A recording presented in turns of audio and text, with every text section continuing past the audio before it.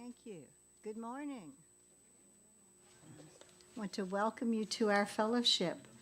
All that have come here enjoying the message which we give and the values we express in our 7 principles of our liberal faith tradition, which are printed on the back of your bulletin, as always, and is manifest through our works of compassion, social justice, and love for one another.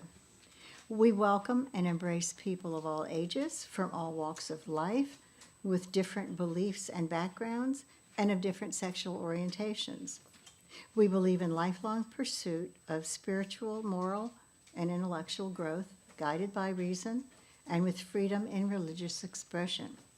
We hope you enjoy today's service and the social hour that follows. There are announcements in the bulletin, and I'm sure you're going to peruse them. I do have one additional announcement that was too late to make the bulletin, and this is from Bernita, so if I screw it up or you have further questions, please ask Bernita. She wants everyone who's interested in going to the MLK parade to meet here at Muff at 10 a.m. on Saturday the 14th to carpool so that everybody can get to the walk. And it is going to be the inaugural viewing, I guess that'd be the way to say it, of our Black Lives Matters flag. She's going to bring that with her. Now, what is this? What is in Palmetto? Where's Bernita? There's. Oh, okay, that's where you're carpooling to. Okay, but if you have any further questions, just ask Bernita. Now, are there any visitors here? We love to have visitors, and if you would introduce yourself a little bit, just let us know who you are, and where you're from, and that sort of thing. Dee will bring you the microphone. My name is Ellie.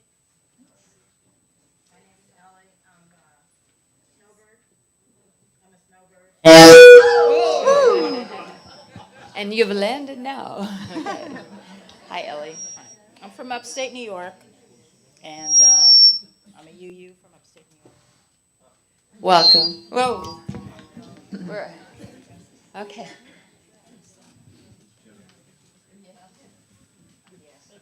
Morning, thank you. Hi. My name is Shawn Freeman. I'm down here visiting with my dad for a little bit, and I live in Arkansas with my husband and my father-in-law. So, thank you. Good. Thanks for coming to see us. Anyone else? Well, we're always glad to have everyone, visitors and old-timers and good friends.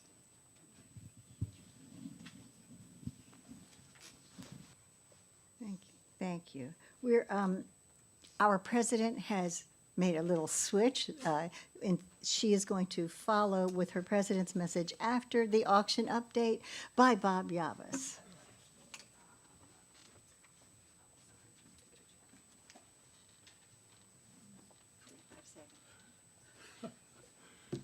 Good morning. She's after me in case I forget. My role up here is pretty simple. I'm supposed to get you excited.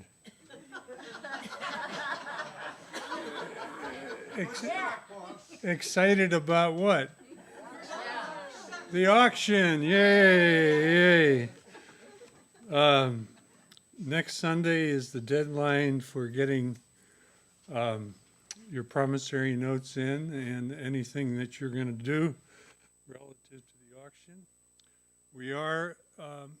We do need people, more people who could do the dinners. The dinners, by the way, are the major item of income for us.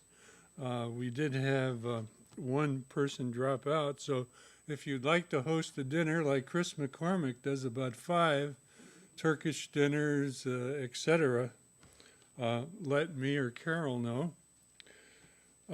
We've decided to do a limit of $10. In other words, if you have something that is valued less than $10, You want minimum. yeah, minimum of $10. Thank you. Please, you can save items that you have that are valued less than $10, we're guaranteed that we're going to have some sort of a garage sale. At least Judith Fry indicated that she'll do that eventually. I think our goal is very modest. I'm thinking $10,000 eventually, maybe not this year, but next year.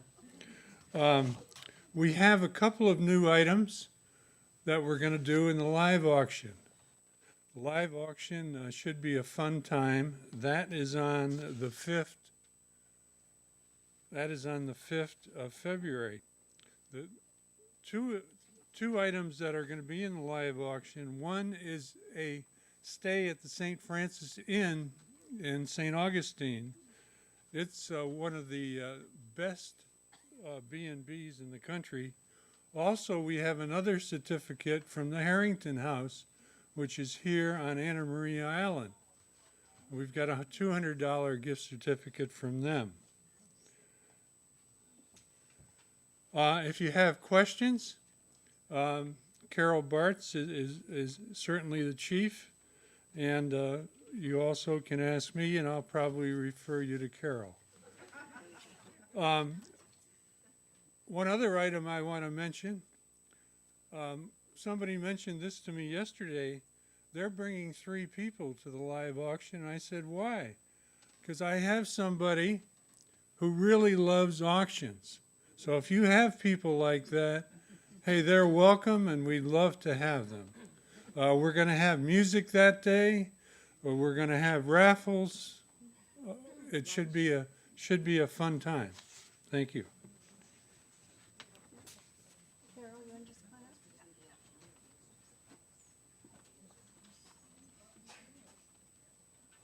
There's more than 45 seconds. Yes, it was. Thanks, Bob. Get some excitement going on this. Want to make sure you also know that the update is available, and either you get it online or it's on the table in the social room. And in there is, I mentioned in my president's message about the vandalism we had at our fellowship a couple weeks ago. Maybe, I think it's about 3 weeks now. And just wanted to reassure you that we are having a security meeting next week to try and make sure that we're always vigilant and aware and keep ourselves safe. So, thank you.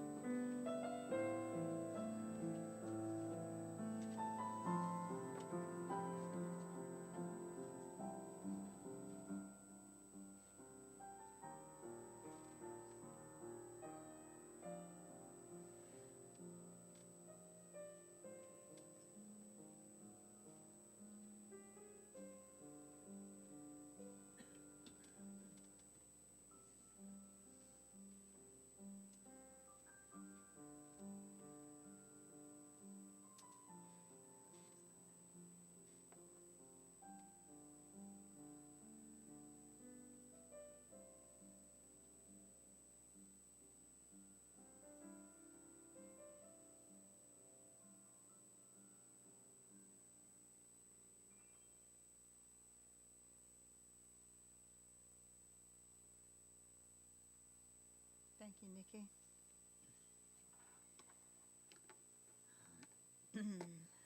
The Huffington Post defines epiphany. I thought I'd look it up just to make sure I remembered what it was. A glorious aha moment where we have instant mental clarity and which can turn into motivation to change and charge forward. Not all epiphanies are equal, created equal. Some demand a deep inward search, and others fly in and out of our lives swiftly, almost unseen. It was a bit of a challenge to find a reading that I thought described an epiphany, but I persevered and I found one. And it's in this complete collected poems by Maya Angelou, one of my favorites. And I think it well represents an epiphany. I think she had one either when writing the poem or that's why she wrote the poem. And I think I had one when I read it for the first time. It's called Song for the Old Ones. My fathers sit on benches. Their flesh counts every plank. The slats leave dents of darkness deep in their withered flanks. They nod like broken candles, all waxed and burnt profound. They say, it's understanding that makes the world go round.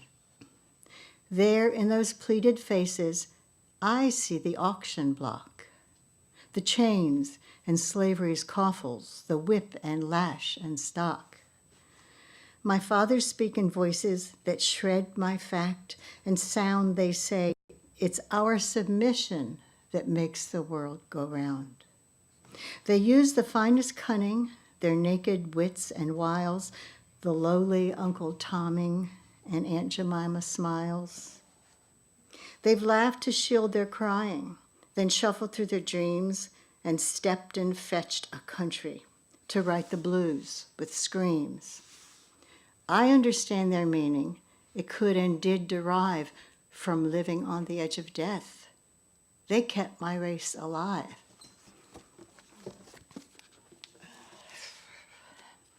Oh, chalice lighting. I don't get to sit down yet. AJ, where's AJ? He's going to light our chalice. Anthony.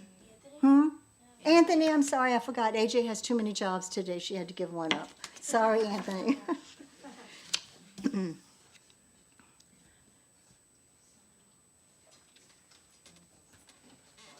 Yeah. Okay, if you'll join me in these words. There is only one great thing, the great day that dawns and the light that fills the world. Thank you, Anthony. And now it's time for our opening hymn, number 21. If you'll stand as you're able, please.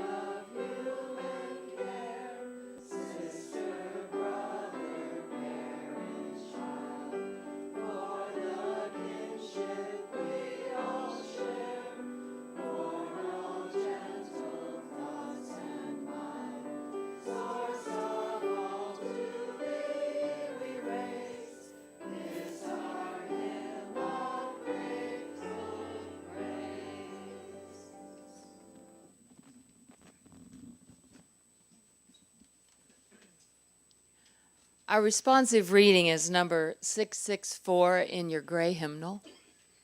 And while you're turning to that, I'd like to also ask you to turn toward the center and face, if this side would face the west and the west side would face the east, so that you look toward each other as we read this. I'll ask Lorraine if you would start off with the regular type, and this side, which is the east side, will read the italic.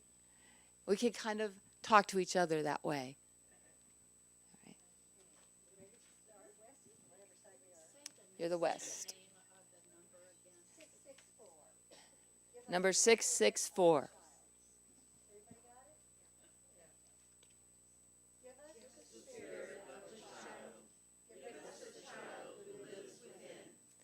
The child who trusts, the child who imagines, the child who sings.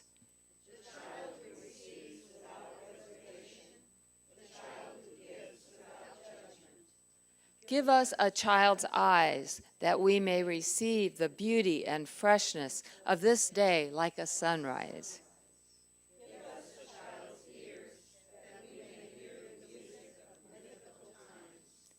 Give us a child's heart, that we may be filled with wonder and delight.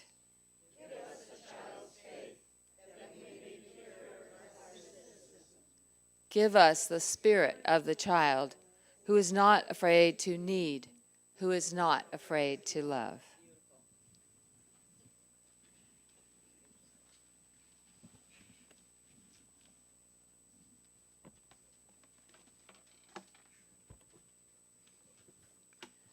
This is a special time for us as a congregation, as a beloved community, when we can share that which lies heavy on our heart.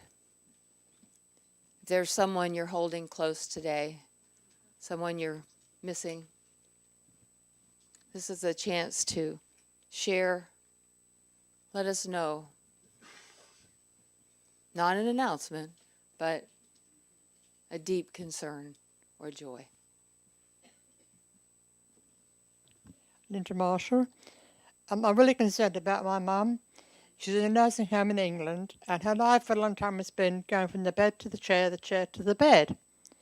But she has a bad cold, and she's been in bed for 2 days now. No TV, no papers.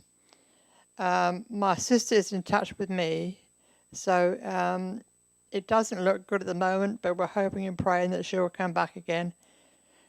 But she's 95 years old, so we just don't know. I'm just keeping her in my prayers. I won't be able to see her, but I'm just thinking about her. Thank you. Our hearts are with you.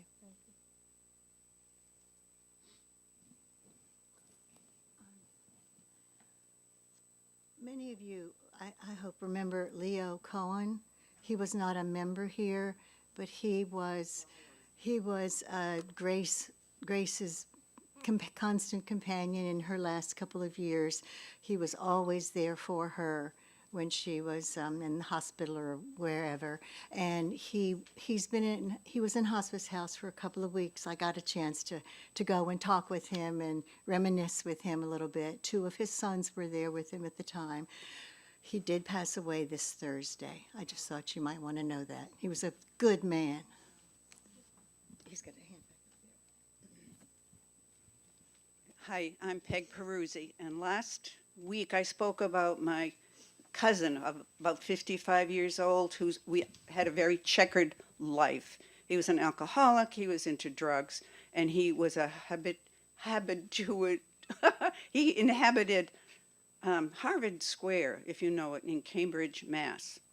We had his memorial service, which Bill and I could not attend, but there was and last week, I think I left the impression that this was a very sad, troubled kid who didn't have a very good life. Okay. At the memorial service, there was an outpouring from Harvard Square people that talked about him and how he helped them. He was sober for 10 years, and he would listen and he would give to them whatever they needed. I said last week I didn't think there was a lesson there. Guess what? There is a huge lesson about assumptions that are made that are incorrect and not being opening and loving whatever's going on around us. So anyway, that's what I wanted to share with you guys. Yeah. Oh.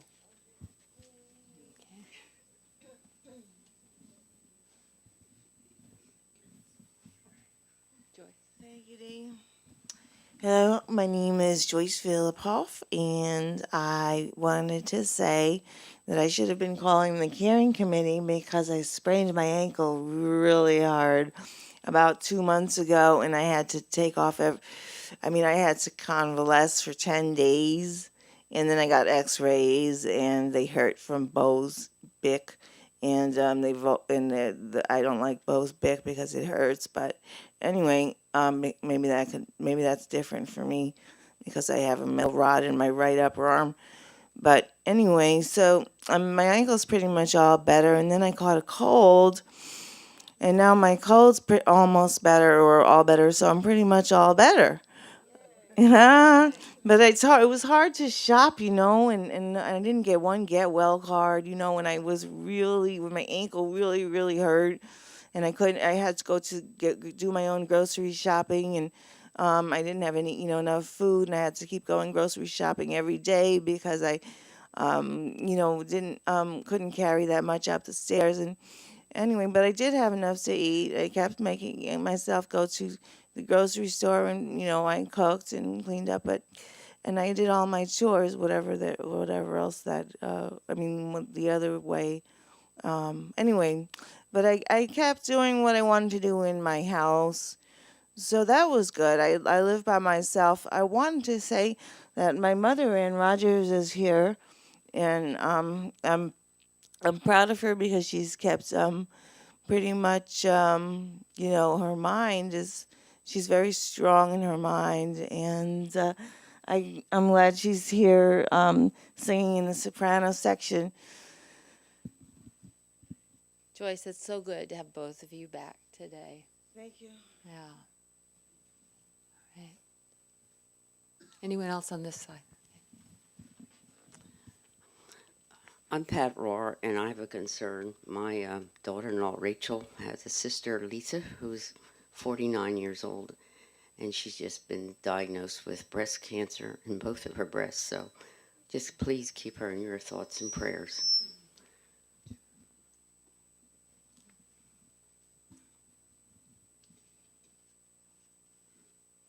Thank you. My name's Jim Heaton. My concern is the divisions that are being made up there, and how everything has sort of been changing. And I hear from people around me that there's a lot of discontent and that sort of thing from the top. And I'm talking about our new leader on down. It's made this sort of thing happen. And it reminded me of a saying that I wanted to share with you guys. Especially all my guys here at the UU, and that is hold no opinion for or against anything, and you shall be set free. This is a saying that I've heard when I was younger and have lived by, and I think free minds is what we should have up there, and I just don't want to see it to seep down into our love here and everything. So that's my concern. Thank you.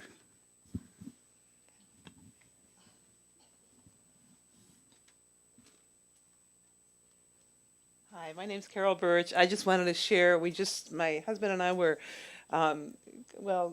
really coaxed into going up north and had a very nice time with my daughter and children, except for the weather. Somehow we had forgotten, I don't know how gray, how cold, and I can't begin to tell you our thrill to arrive in Tampa to the warmth. So it was very nice to see everybody, but very nice to come back. I said, next year, come here. That is so good to hear on a day like today. Anyone else? Let us hold in our heart all those joys and concerns, those fears, and the promises. Let us trust that love will prevail.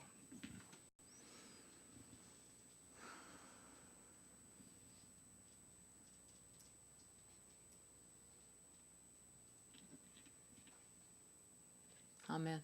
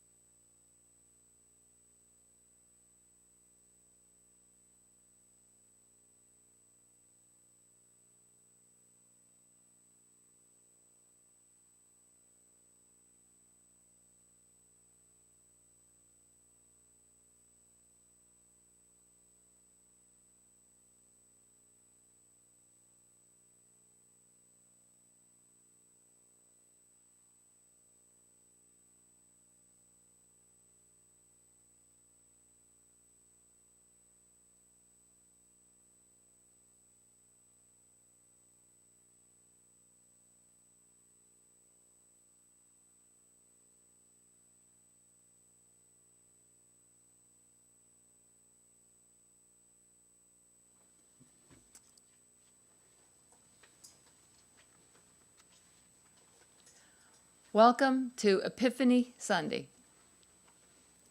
How many of you know what that means? Anybody? All right, okay. Well, unless you practice a high church Christian tradition, perhaps Roman Catholic or Orthodox or Anglican, you may have lived totally unaware of the holy day of Epiphany, which was one of the earliest feasts of Christianity, one that followers actually celebrated a long time before Christmas actually caught on. Now, you more likely have heard that song about the 12 days of Christmas. That ends on January 6th. Or those smelly essential oils, the gifts that were supposedly brought by wise men to the baby Jesus. Remember that? We Three Kings? Well, the story about those gift-bearing kings appears only in the Gospel of Matthew. This makes it a different version of the nativity story that is more familiar from the narrative in Luke. Clearly now, both these versions can't be true. In our liberal tradition, the gospel truth is not our expectation. We do not reflect on Scripture, any religious tradition Scripture, for its historical accuracy. We take a different approach to religious teaching than we do to academic history. We ask, why have so many human beings chosen to keep this Epiphany story in a holy writ honored by millions over centuries? What importance can it have for our inquiring minds? What meaning can it have for our hearts? A meaning that renders historical truth irrelevant, just for the moment. What matters so much to people about this Christian Epiphany, this moment in religious time that, once again, this past Friday, just north of here in Tarpon Springs, caused 48 Greek Orthodox teenage boys to line up. It was still 70 that day, but they lined up to dive into the harbor in a contest to retrieve a wooden cross with the promise of a year of good luck.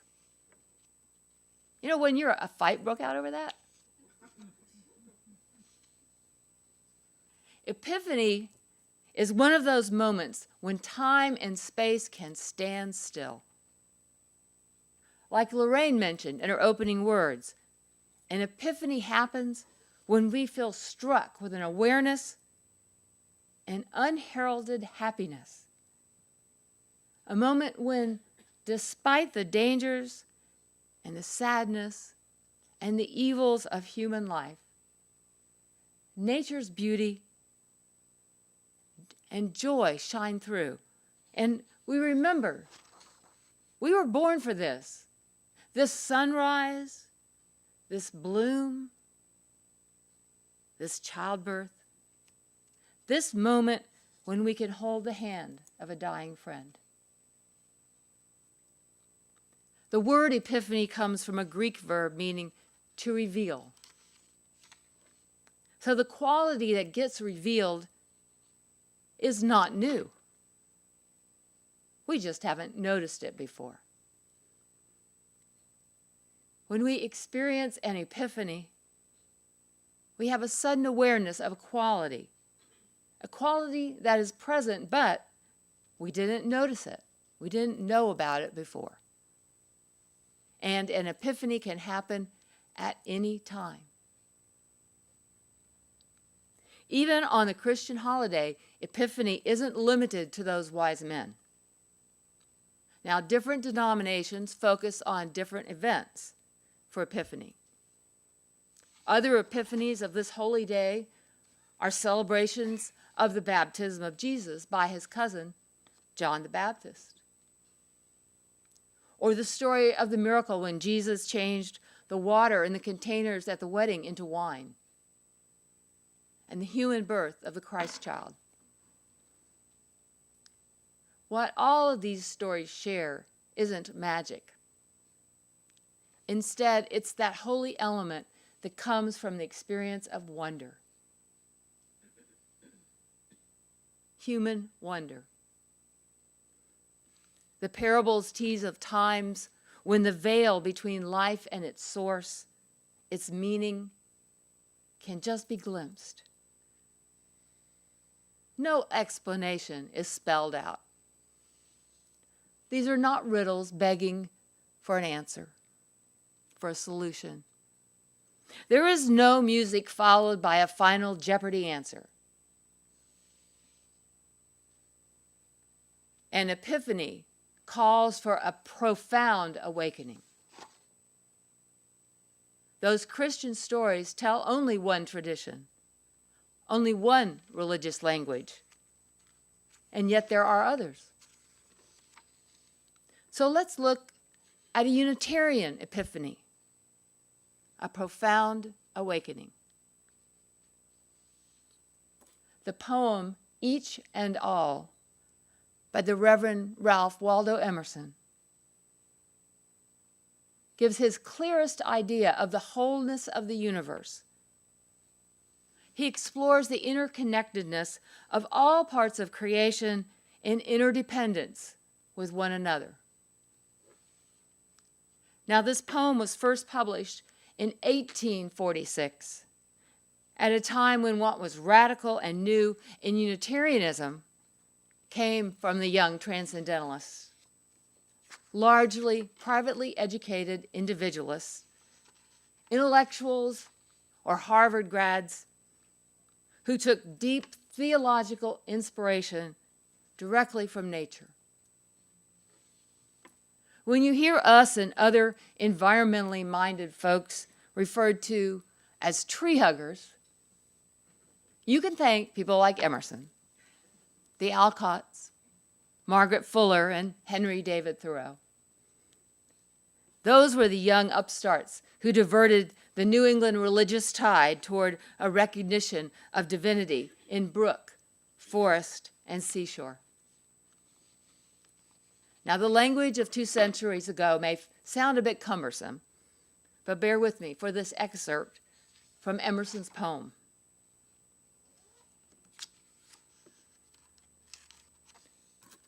All are needed by each one. Nothing is fair or good alone. I thought the sparrow's note from heaven, singing at dawn on altar bough. I brought him home in his nest at even. He sings the song, but it cheers not now, for I did not bring home the river and sky. He sang to my ear, they sang to my eye. The delicate shells lay on the shore, the bubbles of the latest wave. Fresh pearls to their enamel gave, and the bellowing of the savage sea greeted their safe escape to me. I wiped away the weeds and foam. I fetched my seaborne treasures home, but the poor, unsightly, noisome things had left their beauty on the shore.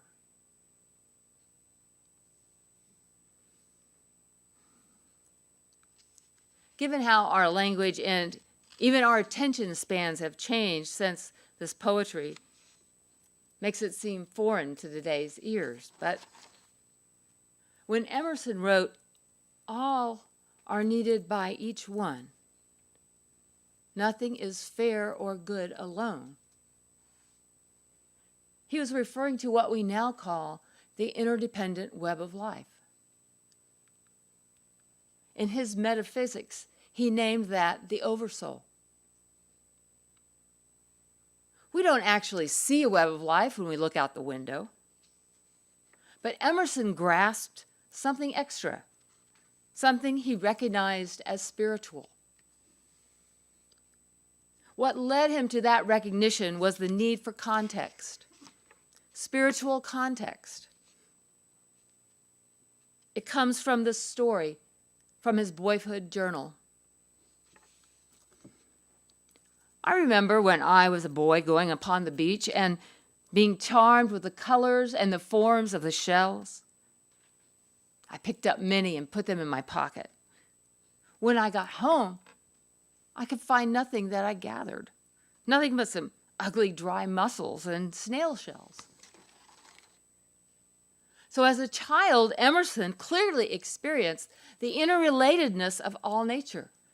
But when he picked up those small bits of shell, hoping to hold on to just that bit of the larger ecology, and then he brought them home, he found to his disappointment that without the surrounding beauty of the earth, the ocean, the shore, that one tiny bit lost its charm. The small shells still existed, but without the context, their significance had diminished. Their spirit fizzled. In his poem, the adult Emerson reflects on the sense of loss that happened when he imposed his own will, his own desire to carry home a bit of the seashore. And at the same time, he then recognized the lesson. Beauty through my senses stole. I yielded myself to the perfect whole. The mature Emerson considered that appreciating beauty alone should not be the foundation of humanity's relationship with nature. To perceive, to experience nature, one must understand the whole. The whole, once grasped, has no small parts. That seashore episode is thus transformed into a transcendentalist epiphany, in which a singly small, seemingly insignificant individual experience of nature is transformed into a more universal revelation about the natural world and about humanity's place in it. Those transcendentalists, they were quite romantic. They drew heavily on inspiration from the existentialists. And all of that philosophical meandering can seem rather distant from the workaday world, from paying bills and getting through those daily challenges. But we can have romantics today. And the meaning of life comes from those little moments of awakening more than from the separate pieces of the day. To no surprise, we can turn to science and still find an epiphany. Named by author Frank White, an epiphany current only to our lifetimes is the overview effect, the sudden recognition that we live on a single planet. This experience transforms a person's experience of Earth and of humanity's place on the planet. Beginning to think of Earth as a shared home with a strong feeling of awe. Do you know when this happens? It happens the first time one goes into outer space. We have this connection to Earth, said Shuttle ISS astronaut Nicole Stott. I mean, it's our home. And I don't know how you can come back to it and not in some way be changed. It may be subtle. You see difference in different people, in their general response when they come back from space. But I think collectively, everybody, that has emblazoned on their memories the way the planet looks. You can't take that lightly.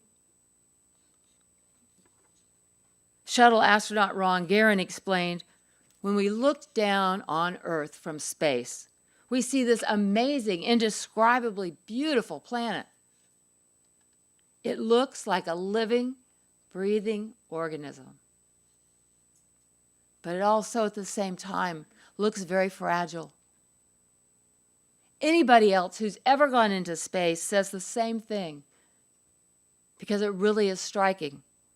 And it's really sobering to see that paper-thin layer and to realize that that little paper-thin layer is all that protects every living thing on earth from death, basically, from the harshness of space.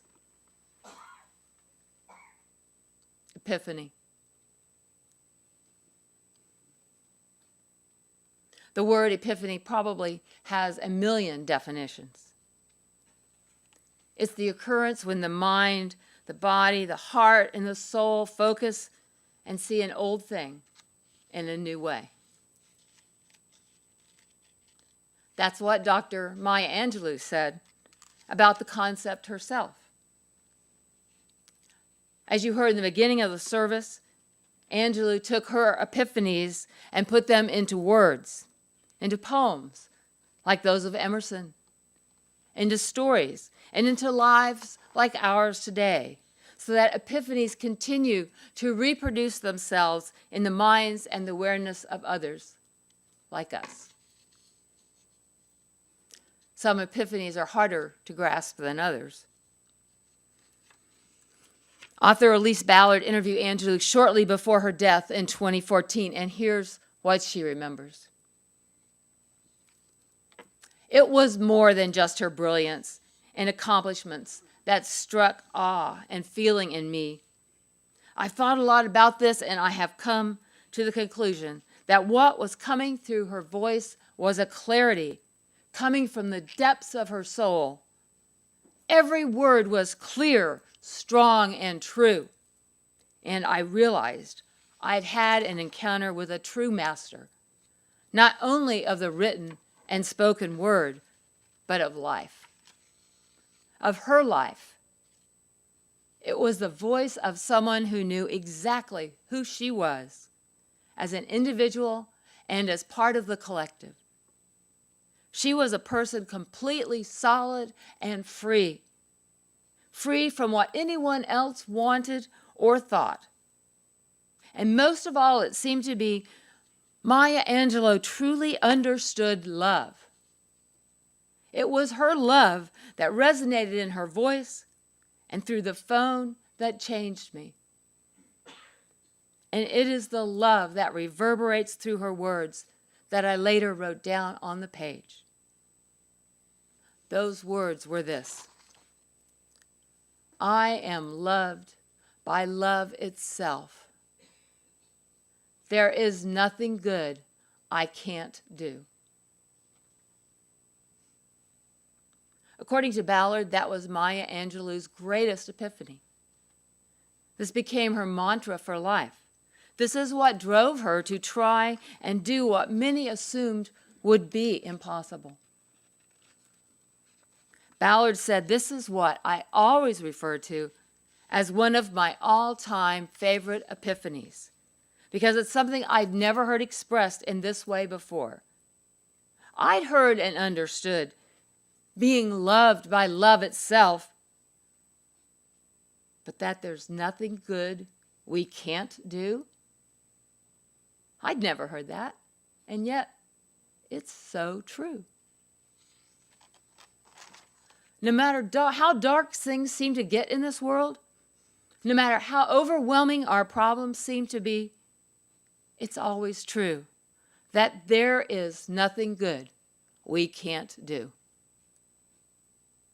If you look around at history, at humanity, when humans put their minds to it, we can come back from any atrocity, any natural disaster, anything life can throw at us. And you know, that's also the point of Epiphany. We can sit around all day meditating on our navels. We can sing hymns. We can fly our flags, debate the meaning or the existence of one or more god or goddesses, or plan the next protest march. Or we can just play bridge. Like Emerson, we can take a walk on the beach or through the woods and experience a profound awakening, a realized inspiration. Those things do impact and change lives. Still, after the 3 or however many wise men paid homage to the Christ child, they went home via the back door. The world had changed. Emerson, remembering the shell collecting of his boyhood, put into words a sense of meaning that still conveys to people today the realization of wonder that captivated humanity in the same way. The epiphany of seeing Earth from space for the first time changes how an astronaut understands life. So the question for us remains, what is our epiphany? What profound awakening have you experienced? Beyond that, what will you do with that awareness? What, after all, does life really mean? And what are each of us going to do about it? I don't know each of your answers, but I do hope the first step will be to love the hell out of this world. Amen.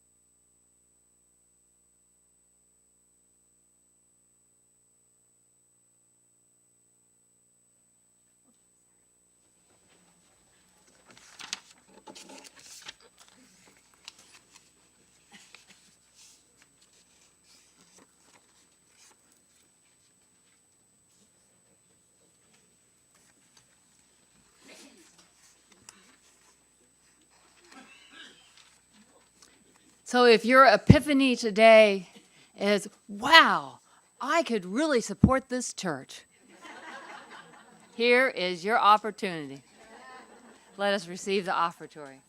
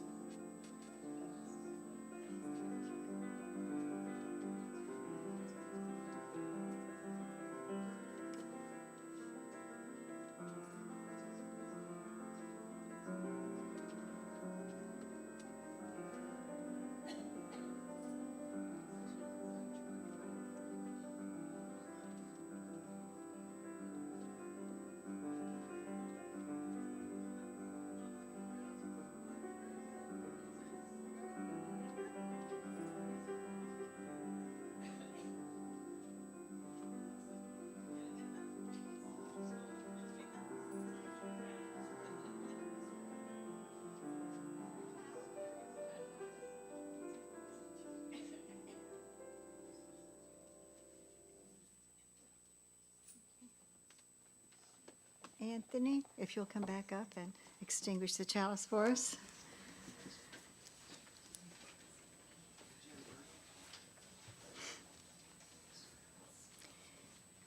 We extinguish this flame, but not the light of truth, the warmth of community, or the fire of commitment. These we carry in our hearts until we are together again. Thank you. And now for our closing hymn, 298, if you'll stand. And then please join us for refreshments and talk and whatever else we might be doing after this service. 298, thank you. Stand. How many verses? 1, 2, and 4. Oh, okay, thank you. It's Where- number 298. The name is Wake Now My Senses, and we're singing verses 1, 2, and 4. All right. Stand in body or spirit.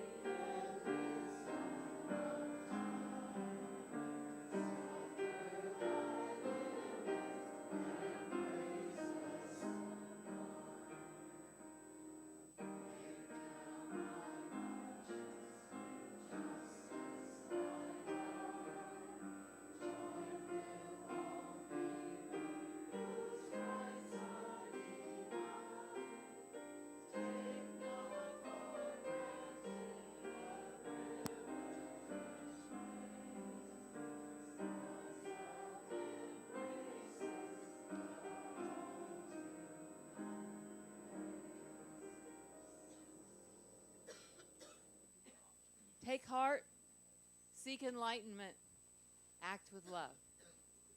Amen. Blessed be.